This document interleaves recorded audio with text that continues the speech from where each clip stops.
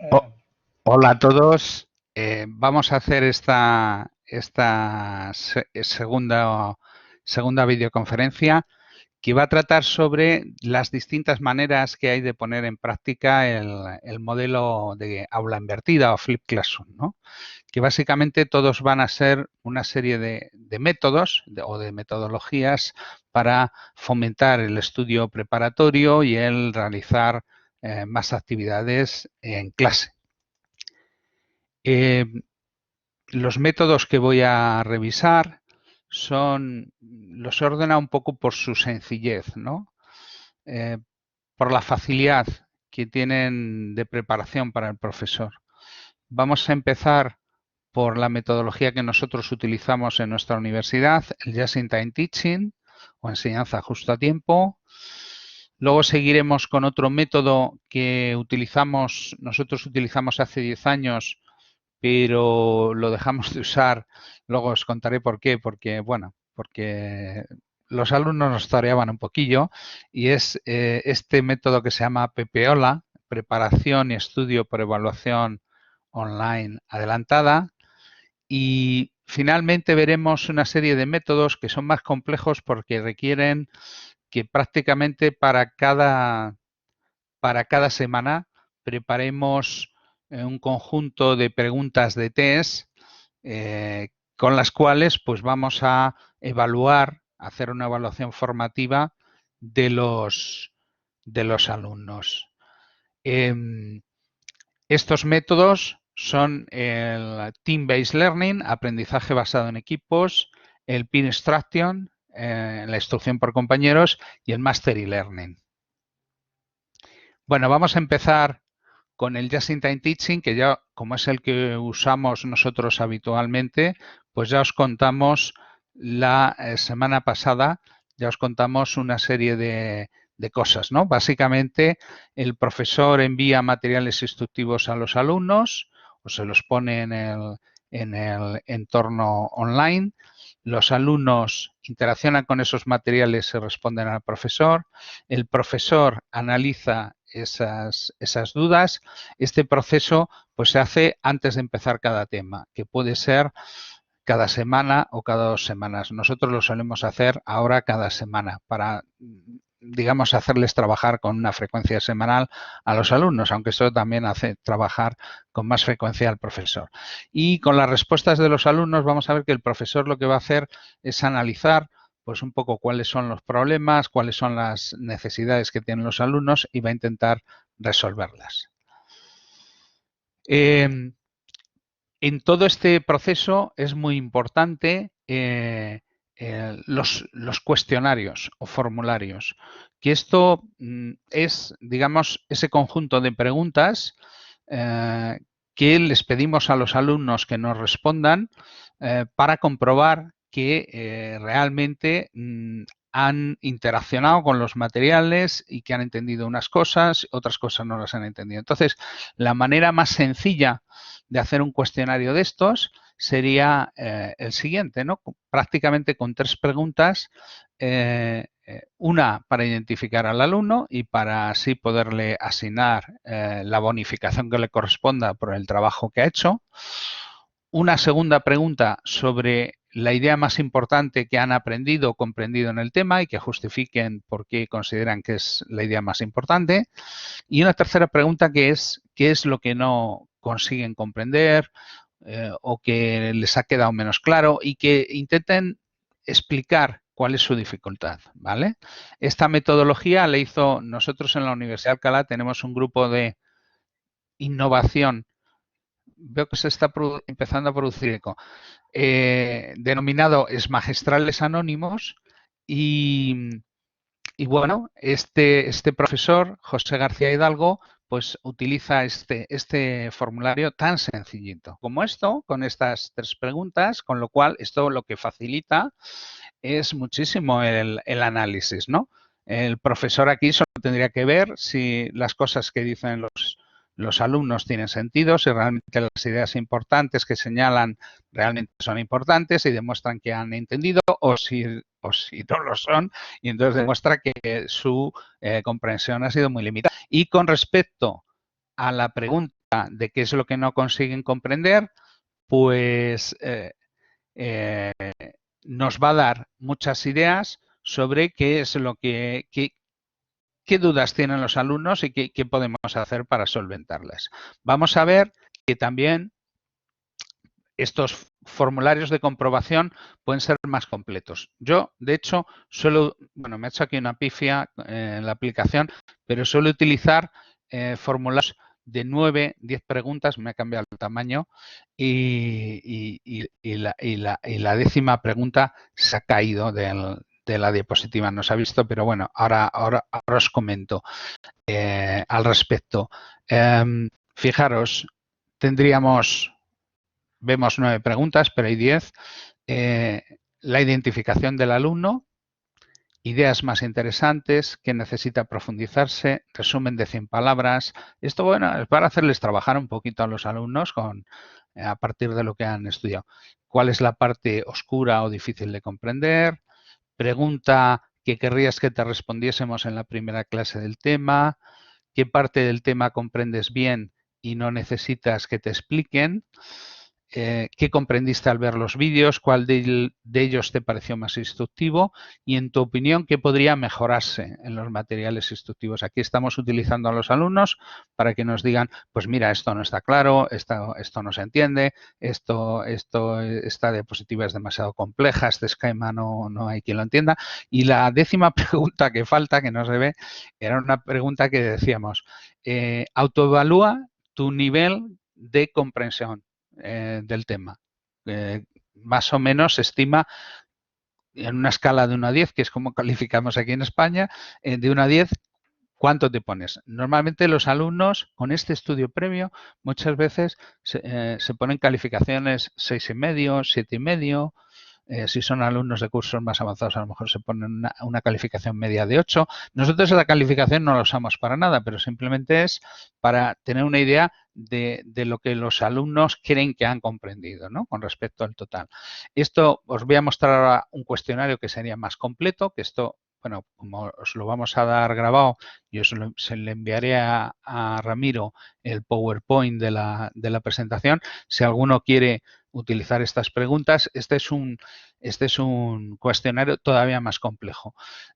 Yo suelo en las asignaturas, suelo empezar con cuestionarios, nosotros les hacemos un tema a la semana y suelo empezar con cuestionarios de 9, 10 preguntas. Veis que este cuestionario tiene preguntas también sobre el tiempo que han tardado en trabajar los alumnos, ¿no?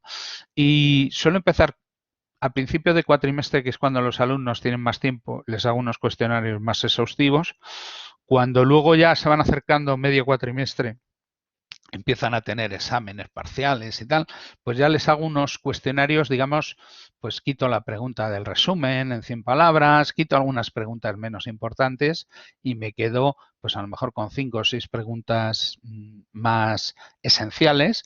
Y de esa manera, bueno, pues les facilito a los alumnos el que puedan cumplimentar los cuestionarios sin que suponga demasiado, porque a lo mejor tienen que estar, esa misma semana tienen un examen, entonces tampoco les puedo pedir que se dediquen mucho a preparar el preestudio de mi asignatura. La filosofía que tiene un poco esto, en palabras del maestro Rafael Porlán de la Universidad de Sevilla, es que no podemos enseñar sin conocer las necesidades que tienen nuestros alumnos. Es estúpido intentar plantear enseñar si no sabemos de qué nivel parten nuestros alumnos. Y entonces a esto los cuestionarios pues nos ayudan mucho. ¿Qué podemos hacer con esa información que nos dan las respuestas de nuestros alumnos? Por ejemplo, ¿qué cosas les interesan más? Pues podemos capitalizar en ello y profundizar en las cosas que les interesan, con ejemplos y casos, añadir actividades centradas en esas cosas que les interesan. ¿Qué es lo que conocen? Pues no desperdiciemos el tiempo reexplicando cosas que ya saben, porque a lo mejor se las han comentado en otras asignaturas. Y entonces la idea es construir a partir de lo que ya saben. Tienes la idea de que ya tienes unos cimientos y sobre eso pues construyes a un nivel superior. ¿Qué ideas son las más oscuras o difíciles de comprender? Pues para resolver eso, pues a lo mejor lo que tenemos que hacer es crear nuevos materiales instructivos, just in time teaching, ¿no? En el últimos días antes de la clase, para ver si de esa manera, con esas, después de haber visto sus dudas, pues vemos a lo mejor maneras de superar esas dudas, ¿no? Vemos cuáles son las confusiones y vemos maneras de evitar esas confusiones, ¿no? En cuanto a las dudas urgentes, pues podemos respondérselas en clase o podemos respondérselas por escrito. Podemos hacer una selección de unas dudas que nos parezcan de interés general y de una manera un poco telegráfica respondérselas online y decirles que eso entra para el examen, ¿vale? Y bueno, y de esa manera estamos dándoles un refuerzo en las cosas que precisamente les cuesta más comprender. También puede ser interesante ver cuánto tiempo han trabajado. Esto, por eso, el añadir una pregunta diciendo cuánto tiempo te ha llevado a hacer esto. Y de esa manera, pues podemos, digamos, ajustar y decir, bueno, pues les voy a mandar que hagan unos cuestionarios más cortos, voy a intentar darles menos trabajo o más, si vemos que no nos trabajan mucho. Y también, finalmente, nos va a dar información sobre quién hizo el trabajo preparatorio. Y esto tiene una cosa importante, y es que si nosotros les damos una bonificación y nuestros alumnos saben que les vamos a bonificar, y eso lo pone en la guía de la asignatura, pues eso va a hacer que muchos más alumnos nos hagan este trabajo de estudio previo. Incluso nosotros hemos desarrollado, ¿cuál es la cuestión? Que hay muchas veces que el profesor está tenemos muchos líos, hacemos muchas cosas y entonces pues no tienes tiempo para estudiarte todo el cuestionario, todas las respuestas de tus alumnos. En ese caso lo que yo recomiendo es centrarnos, si no tenemos tiempo para examinarlo todo, examinar la pregunta de las dudas urgentes. Que además, esa pregunta, luego vamos a ver, la tenemos en una columna y yo diseñé un sistema que era básicamente coger, bueno, me ha hecho una pifia esto, que es, esto estaba en la segunda, esta fila, voy a dar el icono de marcar. Esta fila tiene digamos, un subrayado en texto amarillo, en marker. Entonces, lo que hago es simplemente marcar en color, clasifico las dudas de mis alumnos en función de la utilidad que les puedo, o la manera que mediante la cual las puedo resolver. Hay dudas que las tiene que resolver el profesor, esas las dejo en el color en el que están. Las que están, esto que no me lo muestra, pero aquí habría alguna especie como de fondo amarillo, las subrayo en amarillo. Aquellas veces que me preguntan cosas los alumnos que digo, buena pregunta, pero tengo que indagar la respuesta, ¿no? Y ya les contaré en clase. También hay dudas que, digamos, son más sencillitas, pueden ser explicadas por un compañero que haya comprendido bien el material, pues esas yo, por ejemplo, en la presentación lo que hago es marcarlas en verde y pedirles a los alumnos que las aclaren y que las respondan. Hay veces que los alumnos te preguntan cosas que analizando esa pregunta implica una confusión o un concepto erróneo. Entonces, esas las señalo en rojo para aclarar esos conceptos erróneos o pedir incluso una aclaración a los alumnos para ver cuál es el problema y de esa manera solucionarlo. Otras que marco en azul son las que pueden dar lugar a buenas preguntas de examen y esas además se lo digo a los alumnos, digo, oye, habéis preguntado esto y me parece que puede ser una buena pregunta de examen y escuchas como los bolígrafos rascan el papel, ¿no? Diciendo esto hay que estudiárselo. Las que pueden dar lugar a discusiones y debates en clase o en foros online, las que pueden dar lugar a actividades de indagación, pues también estas las marcamos en rosa. Bueno, es una manera, digamos, sencilla de sacar utilidades a las dudas. Bueno, os voy a contar esto muy rápido, como hemos perdido un poquito tiempo por los problemas técnicos. Mirar, vosotros sé que tenéis herramientas de Google Forms, entonces os recomiendo yo para este tipo de cuestionarios, los Google Forms son los que más me gustan. Hemos usado también de Microsoft y hemos utilizado también SurveyMonkey, pero al final el que utilizamos es este.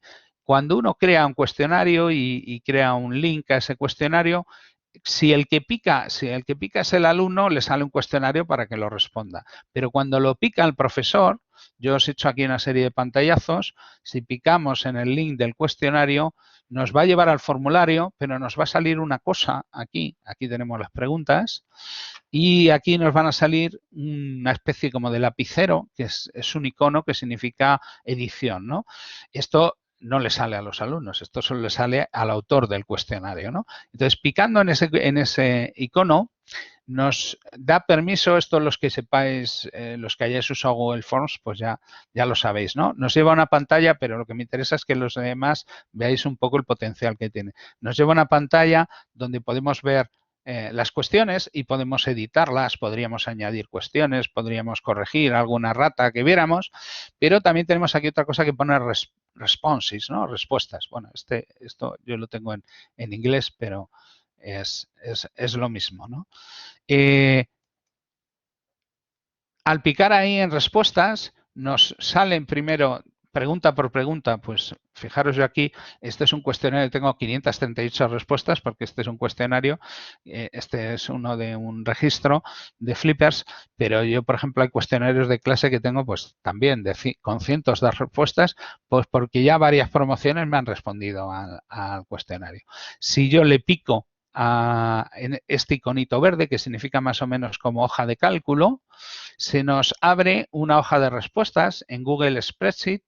Yo, como desde los años 90 pues uso el Excel, pues yo lo que hago es en el Google Spreadsheet, que estoy menos familiarizado, y también para evitar dañar esta hoja original, lo que hago, si pico aquí, marco todo. También podemos marcarlo cogiendo de una esquina y arrastrando, y así podemos llevarnos una parte de los datos. Y lo que hago es lo pego en Excel. Y a continuación, pues para leer mejor, podemos autoajustar el alto de fila, ir ensanchando aquellas que tengan más texto.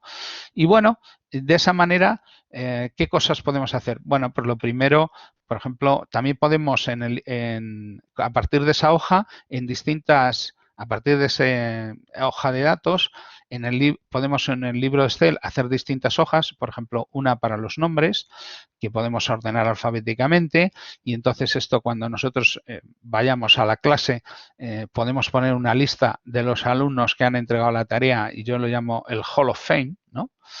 Y les recomiendo a los que no lo hayan contestado todavía, les doy una prorroguilla de un día o dos para que lo hagan.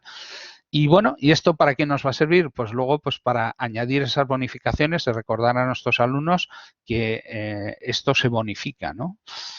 También, por ejemplo, os decía, si uno solo tiene tiempo para trabajar con las dudas urgentes, cogemos la columna de preguntas urgentes, la copiamos, la ponemos en una hoja de Excel sola, la ensanchamos para leerla bien y las podríamos contestar en la columna de al lado. Las vamos contestando. Esto luego lo podemos copiar a Word, porque yo lo suelo copiar a Word porque tiene un editor de texto y de ortografía mejor, y les podemos hacerlo con todas o con una selección de las dudas urgentes, y con esto se lo podemos enviar a los alumnos, como he comentado. Podemos hacer más cosas. Bueno, esto ya lo hemos comentado, lo de los nombres, y la idea es que así tema a tema vamos haciendo ver a nuestros alumnos que estamos pendientes de quién hace las cosas y que se van a llevar bonificaciones, que eso es reconocido por parte de los profesores. Podemos trabajar las preguntas urgentes, esto es lo que os he dicho, prioritario. Si no tenemos tiempo para ver todas las dudas, responder a una lista de todas las dudas urgentes, podemos seleccionar unas cuantas. Y si tenemos menos tiempo todavía, pues podemos simplemente señalar las que nos parezcan más interesantes y comentarlas en clase. Es decir, que aquí cada profesor es libre de cómo trabaja con esta información. Luego también podemos, con otras preguntas, por ejemplo, yo he hecho una cosa que es muy divertida, que es ordenar de las respuestas de los alumnos, no digamos, por el orden alfabético de sus nombres, sino por el tiempo que han dedicado al estudio, de manera creciente o decreciente. Y de esta manera, pues resulta que vas viendo en un orden las preguntas que tienen los alumnos que más tiempo han dedicado y que suelen ser preguntas más profundas. Y te vas al otro extremo y ves las preguntas que te hacen los alumnos que menos tiempo han dedicado a estudiar y que suelen ser preguntas más para pasar el rato. ¿Qué significa este acrónimo que ya está explicado 3 o 4 veces en el texto? Incluso a alguno de estos alumnos le podemos decir, mira, tus preguntas lo que me demuestran es que no te lo has mirado mucho. Míratelo más, ¿vale? Entonces, también podemos luego en la clase trabajar con esto y poner ejemplos de preguntas que demuestran que quien las ha hecho, pues ha intentado comprender en profundidad las cosas, ¿no? Y al contrario, ¿no? ¿Qué tipo de preguntas demuestran que, pues que el alumno, pues ha enfocado superficialmente las tareas? Entonces, esto también sirve para ilustrar, por ejemplo, decir, no preguntéis cosas que se puedan googlear, es decir, que os podáis responder vosotros mismos, no preguntéis cosas que ya están respondidas en los materiales y que eso simplemente lo que hay que hacer es leerlo con más detenimiento. Es decir, esto también nos permite generar, digamos, dinámicas de autorregulación y feedback en clase, ¿no?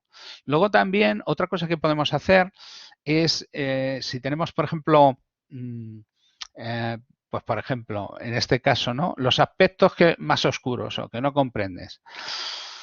Pues claro, cada alumno lo dice con sus palabras. Entonces, la manera de categorizar esto, lo que hacemos nosotros es, al lado de la columna en la que los alumnos nos dicen qué cosas son las que no comprenden, nosotros creamos en paralelo una columna que la llamamos de etiquetas o de identificadores, que simplemente nosotros ya, según lo que dice el alumno, ya lo vamos clasificando en una serie de categorías. Y una vez que tenemos hechas esas categorías, le pedimos al Excel que nos las ordene y podemos de esa manera pues ver cuáles son los temas que más problemas los conceptos que más problemas dan en un tema y podemos trabajar en ellos, ¿no? Y esto incluso podemos copiarlo en una diapositiva del PowerPoint que vamos a mostrar en clase. Entonces vemos, mirad, vuestros compañeros, esto es lo que ha salido del estudio de respuestas, que es también una manera de mostrar a los alumnos que estamos aprovechando su trabajo para identificar cuáles son los problemas y resolverlos. Y estamos enriqueciendo con las aportaciones de todos pues esa comunicación, ¿no? Entonces, bueno, cosas con las que podemos hacer ese enfoque, pues lo podemos hacer con respecto a las cosas más interesantes o cosas para tratar en profundidad, cosas más difíciles. Esto todo depende del tiempo que tenga el profesor pero ya os he dicho que hay maneras de, bueno, pues de ir, quiero ir más rápido, pues vas más rápido, vas a las dudas urgentes y ya está, ¿no? Otra cosa interesante es saber qué es lo que los alumnos consideran que no hace falta que les expliquemos porque lo han entendido bien. Esto siempre va a haber alumnos que van a decir, necesito que me lo expliquen todo.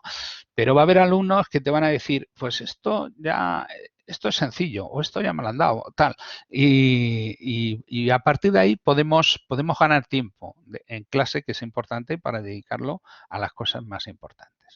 Bueno, vamos a pasar a otra metodología, que es una metodología que es Pepeola, que esta la hicimos, bueno, yo soy Prieto y Robles y Barahona son dos profesores de la Universidad Rey Juan Carlos de Madrid. Y bueno, creamos una metodología en principio para, digamos, para que cuando les envías materiales a los alumnos para que se los estudien, pues el problema es que no se los miren, ¿no? Entonces, una manera de estimularles para que los lean y los intenten comprender, es decirles que van a tener un quiz online de preguntas de elección múltiple que tienen que responder antes de que empecemos a tratar el tema en clase. Además, cuando ellos responden, nosotros no les vamos a dar feedback, no les vamos a decir, vale, has acertado la correcta, porque tal, porque ahora mismo con las tecnologías que hay de comunicación, digamos, instantánea, pues si hiciéramos eso al primer alumno que nos conteste, con ese feedback ya le hemos dicho cuáles son las respuestas correctas y ese alumno pues lo va a compartir en el WhatsApp de la asignatura y entonces pues nos van a torear los alumnos. Esto nosotros nosotros utilizamos en nuestra universidad la plataforma Blackboard, pero también se puede hacer Moodle o se puede hacer con Google Forms, ¿no? Se pueden hacer quiz con respuestas correctas y la corrección es automática, pero yo os digo, es mejor retrasar el resultado de la evaluación y el feedback hasta la clase para evitar, digamos, la picaresca, ¿no? Con Google Forms además tiene la ventaja de que nos ofrece una estadística automática de cuáles son las opciones que han escogido los alumnos, con lo cual, por ejemplo, si nosotros les hemos puesto 10 preguntas o 12, pues podemos escoger las 5 o 6 que más han fallado y en clase volvérselas a plantear y discutir de esa manera pues cuáles han sido los errores que se han cometido con más frecuencia. Esta metodología, el problema, como he comentado, el problema que tiene es que va a haber alumnos que van a estudiar y que van a responder y va a haber alumnos que van a intentar responder, pero porque les han soplado, digamos, les han comunicado pues cuáles son las respuestas correctas, ¿no? Y entonces, para evitar que esto se generalice, pues primero tenemos que en la herramienta que utilicemos activar una opción para barajar el orden de las preguntas, para a cada alumno les hagan las preguntas en distinto orden y desactivar la opción para que pueda retroceder. Es mejor no dar feedback inmediato sobre cuáles son las respuestas correctas, porque si no, de esta manera, pues ya sabemos que los últimos que contesten van a hacer lo que les hayan dicho los primeros, ¿vale? Y bueno, en cualquier caso, los alumnos tienen mucho medio para este tipo digamos, de evaluación online para torear, digamos, a los profesores. Hay una manera de desincentivar estos comportamientos tramposos, que es decirles, mira, me da igual que acertes 5 o 10. No te voy a dar más puntos por acertar 10 que por acertar 5. ¿Vale? Entonces, bueno, ahí a lo mejor pues conseguimos que los alumnos desincentivar el hacer trampas y llevarnos una idea más real de lo que... Nosotros, ya os digo, ideamos esta metodología hace 10 años, pero la dejamos de usar porque vimos que los alumnos, pues, bueno, pues cuando les pones preguntas con respuesta correcta, es fácil comunicarse la respuesta correcta entre unos y otros y entonces por eso fue por lo que desde entonces nuestra metodología ha sido los cuestionarios de los que se ha hablado, que son cuestionarios, los del Just in Time, que son cuestionarios de respuestas escritas, abiertas, idiosincráticas, que si hay dos iguales, pues ya me voy a mosquear y voy a ver quién ha copiado de quién.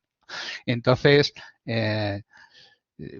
yo muchas veces al revisar los cuestionarios hay veces del Just in Time que veo dos que son muy parecidas y casi siempre es el mismo alumno que la ha enviado una vez, no está seguro de si ha llegado y la vuelve a enviar, ¿no?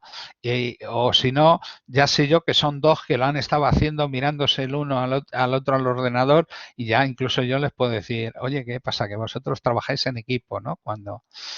Bien. ¿Cómo podemos trabajar con las respuestas en el PPOLA? Bueno, pues lo que comentaba antes, vemos cuáles son las que más han fallado los alumnos y las podemos repetir en clase. Otra solución para evitar estas picarescas de los alumnos es lo que hacen otras metodologías, por ejemplo, las metodologías que vamos a ver a continuación, las metodologías del Team-Based Learning o del Peer Instruction o incluso el Mastering Learning, que lo que van a hacer es que vamos a plantear las preguntas en clase.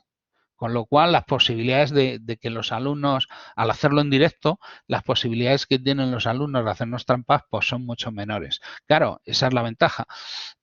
¿Cuál es el coste? Pues que vamos a gastar tiempo de clase en hacer esas preguntas, pero bueno, puede ser, es una manera de generar discusiones y de, bueno, tiene su lado bueno, tiene su coste, ¿no?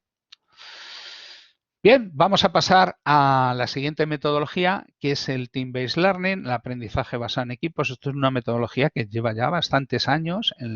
Lo que pasa es que se hacía con distintos medios tecnológicos. Michelsen ya en los años 70 empezó a hacer una metodología de este tipo, pero que en principio la aplicaba a asignaturas, digamos, de cursos avanzados en la universidad, asignaturas ya de especialización, optativas, y entonces, pues, digamos, pues podía hacer cosas que no se pueden hacer en grandes grupos.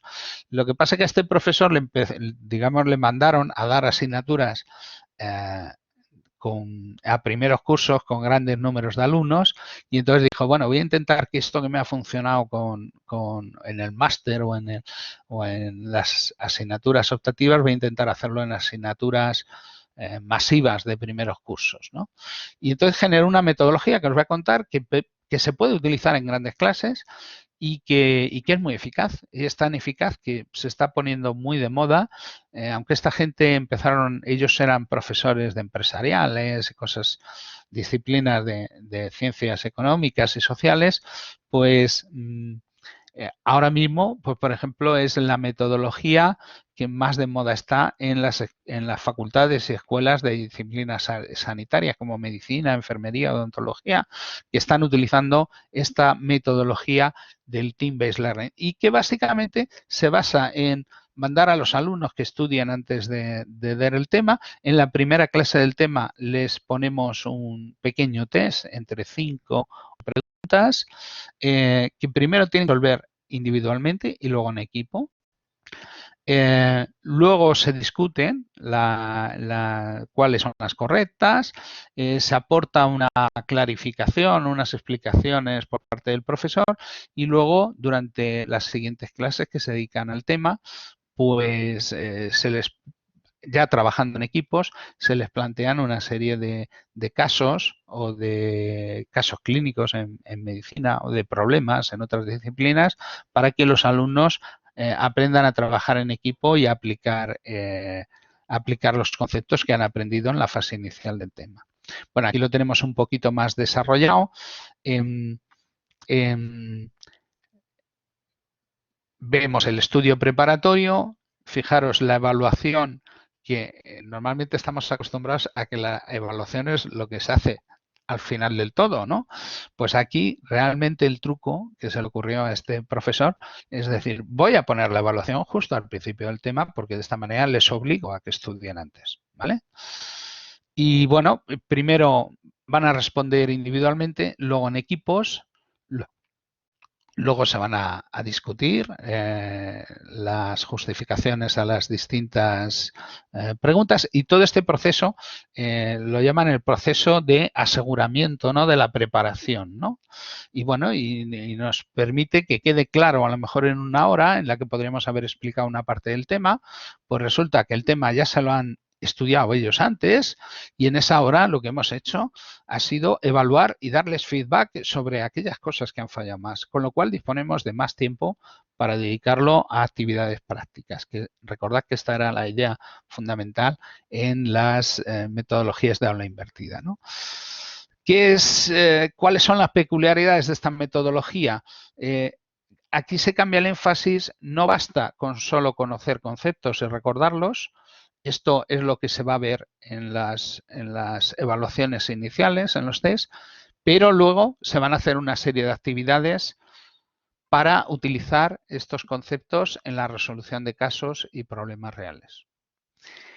El papel del profesor va a cambiar de ser el experto a ser, además de experto, pues un guía y un orientador de los alumnos. Los alumnos van a aprender de una manera más activa, van a hacer más resolución de problemas. Esto también lo podríamos, por ejemplo, las tareas de equipo también podrían ser elaboración de proyectos. Y También utilizamos la evaluación no solo para acreditar el aprendizaje al final, sino para fomentar el esfuerzo de los alumnos desde el principio. Y los alumnos también van a cambiar de un aprendizaje típicamente individual a utilizar más los equipos de trabajo.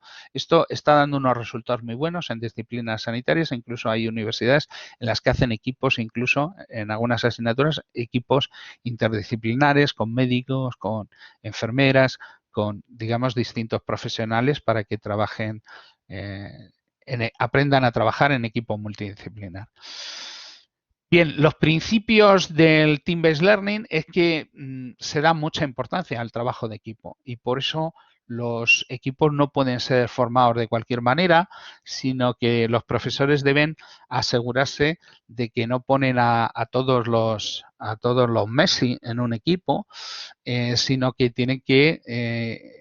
hay que formar grupos de habilidad mixta con alumnos, digamos, pues eso, de los distintos niveles de rendimiento, pues que haya en cada equipo, pues hay algunos así de los que sacan mejores notas, algunos de los más normalillos y algunos de los que suelen sacar peores notas, ¿no? También va a ser importante que los alumnos van a tener mucha más responsabilidad sobre su autoestudio y sobre los trabajos que presenten.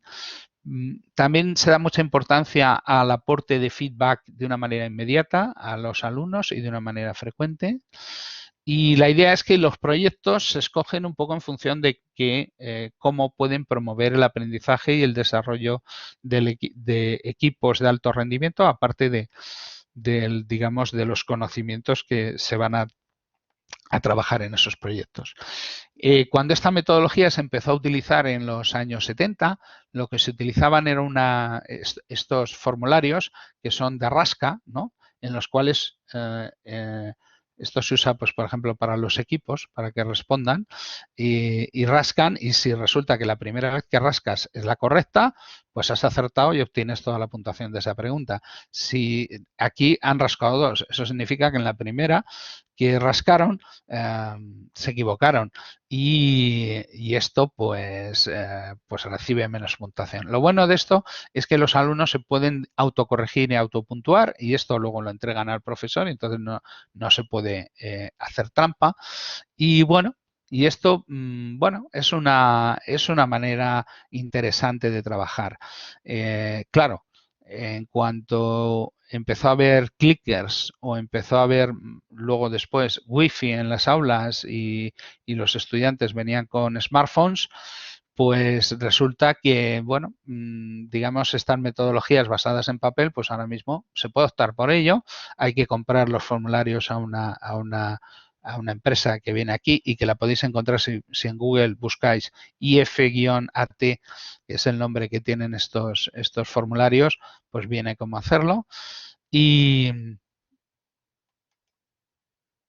bueno, esta metodología, la verdad es que consigues pues que en prácticamente una hora de clase en la que podrías haber explicado unas cuantas cosas, pues consigues que los alumnos sean evaluados, discutan sobre la materia, el examen al principio del tema les estimula a trabajar. El mejor estímulo para estudiar es que haya un examen, ¿no? Con lo cual, si ese examen lo vamos poniendo semana tras semana, vamos colocando un examen, pues eso les estimula. Bueno, esta metodología realmente suelen utilizar un esquema, en lugar de utilizar a lo mejor 15 temas en una asignatura, lo que hacen es agrupar los temas y hacer temas bisemanales, cada 2 semanas, ¿vale? Y bueno, funciona tan bien que cada vez se está extendiendo más y sobre todo ya os digo, en disciplinas médicas se está utilizando muchísimo.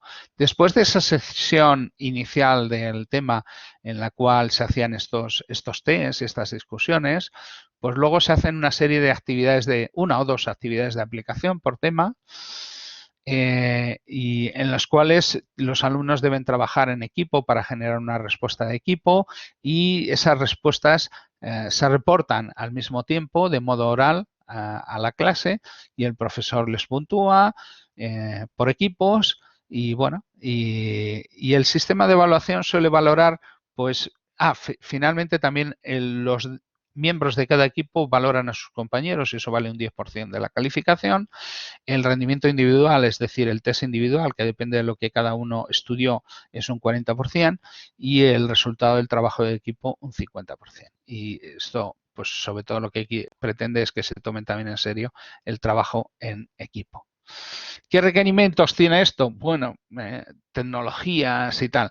Bueno, pues lo primero es que tenemos que tener unos bancos de preguntas MCQ considerables porque vamos a ir gastando, cada vez que demos un tema, pues vamos a ir gastando 5, 8, pues prácticamente cada tema, cada 2 semanas, ¿no?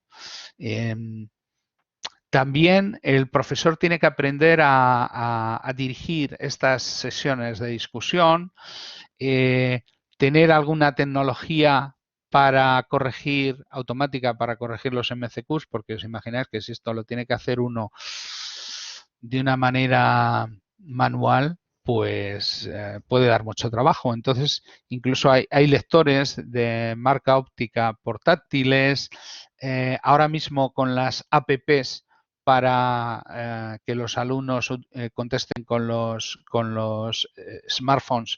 Esto también permite recoger las respuestas fácilmente, pero si alguno queréis utilizar el sistema, digamos, basado en papel y en rasca, ¿no? Pues esta es la dirección online de la empresa que los sirve, ¿vale? Ahora mismo lo podemos hacer electrónicamente, ¿no? Podemos utilizar la plataforma que tengamos institucional. Tendremos que ir aportando tema a tema los contenidos a estudiar, los kits o examencitos, ¿no? Y bueno, yo, por ejemplo, lo que hacemos es que nosotros les llevamos en hojas de papel, les llevamos primero los kits que responden individualmente y los de equipo ahí responden con los móviles. Y eso nos permite, pues, por ejemplo, Socrative, pues si tienes 100 alumnos y pretendes que respondan los 100, pues da problemas.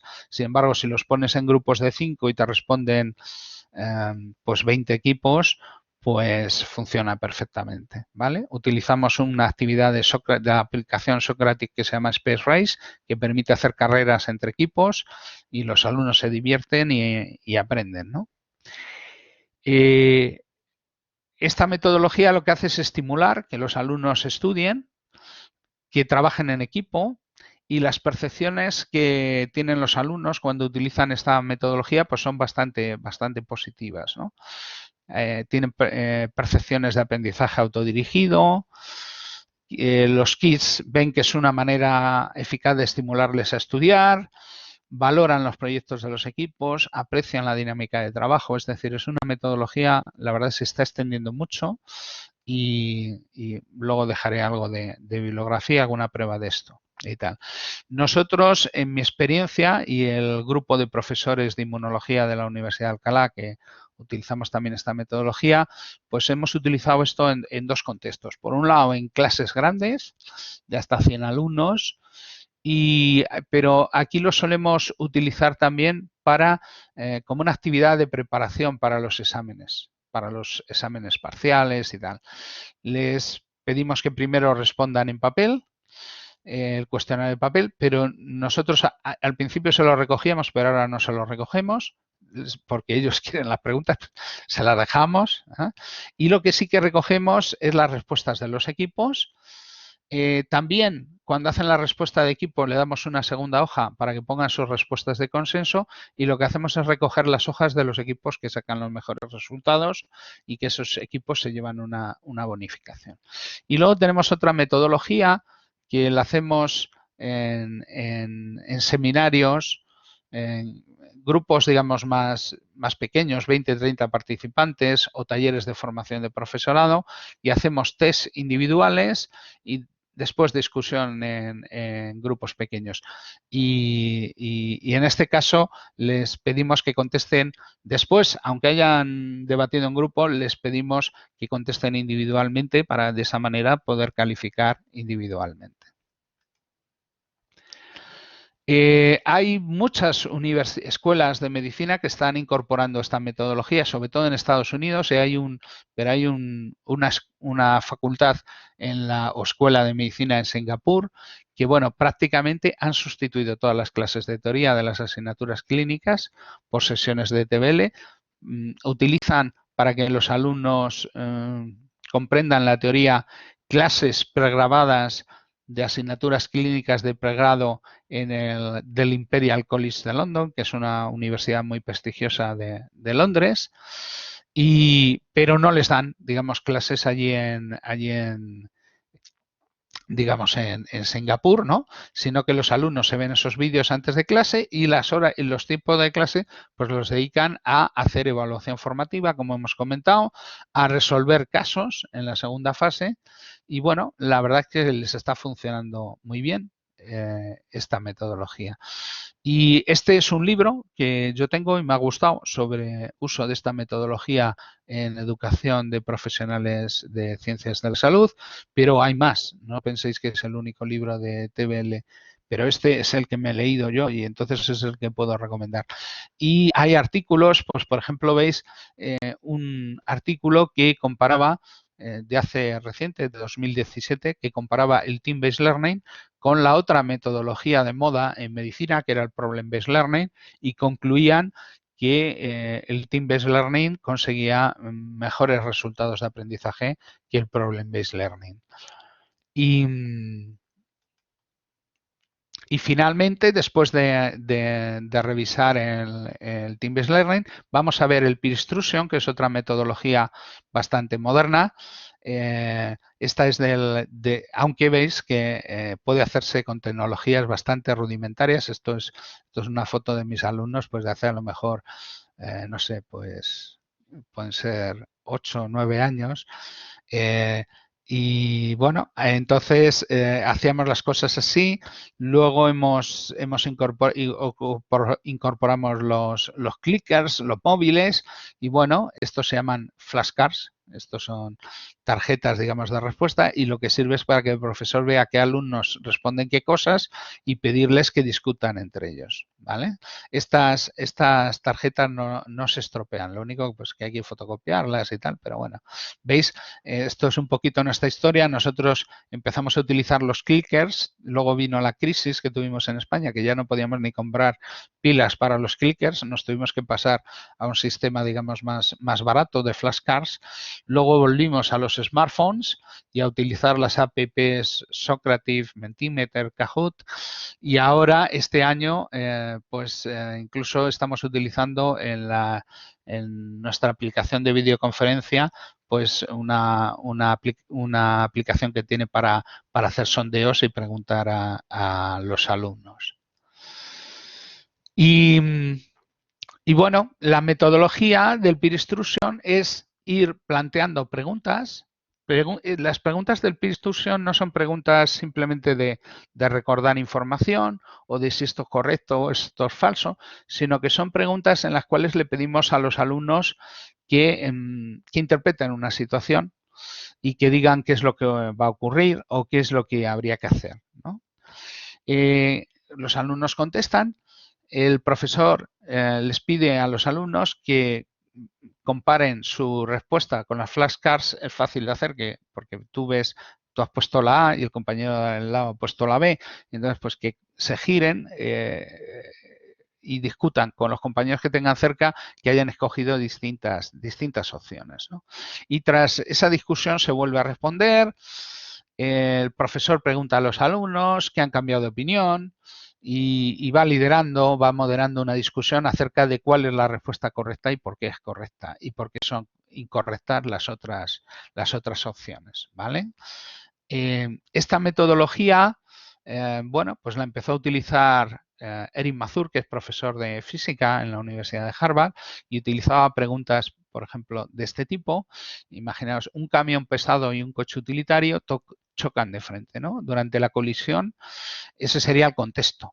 La pregunta sería, durante la colisión, la fuerza ejercida por el camión sobre el coche es...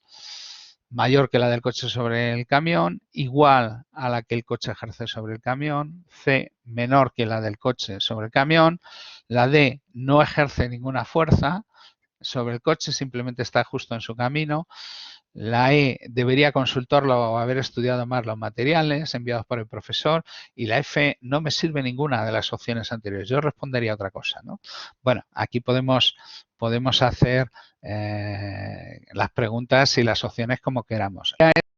Que los alumnos tienen que interpretar una situación y en este caso, pues la correcta es que hacen la misma fuerza, porque es una situación de acción y reacción.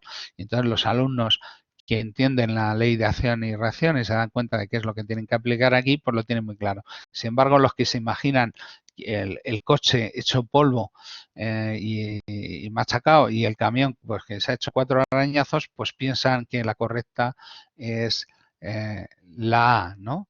Y que por eso el coche está hecho papilla, ¿no? Y, bueno, esto era un ejemplo, pero realmente esto lo que es interesante es hacer una actividad en la que uno pues los participantes respondan a este tipo de preguntas. Y bueno, estas preguntas conceptuales que Mazur llama concept test, pues se basan en dificultades comunes y conceptos erróneos de los estudiantes, pues por ejemplo, el concepto erróneo no aquí de no darse cuenta de cuándo hay que aplicar la ley de acción y reacción. Son preguntas que no se responden de memoria, que son preguntas que hay que aplicar la comprensión para analizar una situación y saber cuál es la solución, ¿no? También es importante que tengan una dificultad apropiada para que unos alumnos acierten y otros fallen, y esto dé lugar a discusiones, a debates, porque si nos fallan todos o nos aciertan todos, pues no tenemos esa posibilidad de discusión, ¿no? Y básicamente estas preguntas lo que necesitan es un contexto de aplicación, ¿no? Un entorno en el cual pues tenemos que interpretar, tenemos que predecir qué es lo que va a ocurrir o qué es lo que habría que hacer como un profesional en esa situación, ¿no? Y bueno, ya esto ya hemos comentado un poco las características acerca de las preguntas conceptuales, y lo que van a permitir esas preguntas es diferenciar a los alumnos que comprenden en profundidad, que sabrán aplicar esas reglas o principios o procedimientos de solución a, digamos, a situaciones nuevas y un poco bizarras, ¿no? Un poco nuevas. ¿Cuál es el procedimiento a seguir? Pues, ¿qué puede ocurrir? Pues que acierten muy pocos alumnos, acierten más o menos una cantidad parecida a los que fallan, o que acierten casi todos. Entonces, cuando fallan casi todos, pues, ¿qué podemos hacer? Podemos dar alguna pistilla y volver a preguntar. Podemos pedir a los alumnos que hayan acertado que justifiquen su respuesta en voz alta y de esa manera se enteren los demás. Cuando más o menos la cantidad de los que aciertan y la cantidad de los que fallan son parecidas, pues entonces cuando podemos hacer esa discusión entre compañeros. Y cuando la mayoría aciertan, pues pedimos a alguno de los que han acertado que justifiquen su respuesta y bueno, el profesor cierra un poco ese tema y pasa a otro concepto, ¿no? Y de esta manera, esta metodología, pues vamos intercalando preguntas, discusiones en pareja, discusiones en clase completa y con explicaciones del profesor. ¿Cuál es lo interesante de esta metodología? Pues que se ha comprobado en varias disciplinas, por ejemplo en física, Jástenes, aunque esto era con otra metodología, con aprendizaje activo, veía que conseguía multiplicar las ganancias de aprendizajes por 2 al utilizar metodologías de aprendizaje activo. Lo mismo en biología. Y Mazur, al aplicar esta metodología de peer instruction, pues vio que le daba resultados al aprendizaje similares al aprendizaje activo, duplicaban las ganancias de aprendizaje, pero si combinaba el peer instruction con el just-in-time teaching, que es esta metodología que os explicaba antes de los cuestionarios de preguntas abiertas, pues con eso se conseguían hasta triplicar las ganancias de aprendizaje. Y bueno, esta metodología, aquí lo tenemos lo mismo representado en gráficas. En negro sería cuando se combina el peer instruction y el just-in-time teaching, y veis que y esta sería, en blanco serían las ganancias de aprendizaje, de comprensión de la física con metodología tradicional. Y ves que prácticamente se triplican, es decir, funcionan mucho mejor que las metodologías tradicionales. Y bueno, esta metodología tuvo el peer instruction, tuvo su apogeo, su día más alto, en un congreso que se celebró en 2012 y la primera conferencia internacional en peer instruction. Pero, ¿qué pasó este año? Pues este año fue cuando se empezó a poner de moda el Flipped Classroom con los vídeos y tal, este es Erin Mazur, y entonces pues esta conferencia internacional en peer instruction fue la primera y la última que se celebró. A partir de entonces se han celebrado conferencias internacionales, pero ya sobre Flipped Classroom, que ha pasado a ser la metodología, digamos, de moda y que realmente utiliza esto, utiliza el peer instruction, puede utilizar el team-based learning, puede utilizar el just-in-time teaching, como hemos visto antes. Vamos a ver finalmente, de una manera muy breve, una última metodología, que es el modelo que se llama de Mastery Learning. Y esto originalmente, el Mastery Learning, era una idea de Bloom, de la clasificación de Bloom, que luego, posteriormente, los profesores Jonathan Berman, uno de los profesores que empezaron a aplicar el Flipped Classroom en secundaria, pues se dio cuenta de que se podía retomar esta metodología del Mastery Learning, combinarla con el Flipped Classroom y, bueno, y conseguir mejorar todavía más los resultados de los alumnos. Esta metodología, digamos, que combina Mastery Learning con Flipped Classroom, pues tendría por un lado la instrucción directa por medio online, ¿no? Por medio de documentos, podcasts y microvídeos.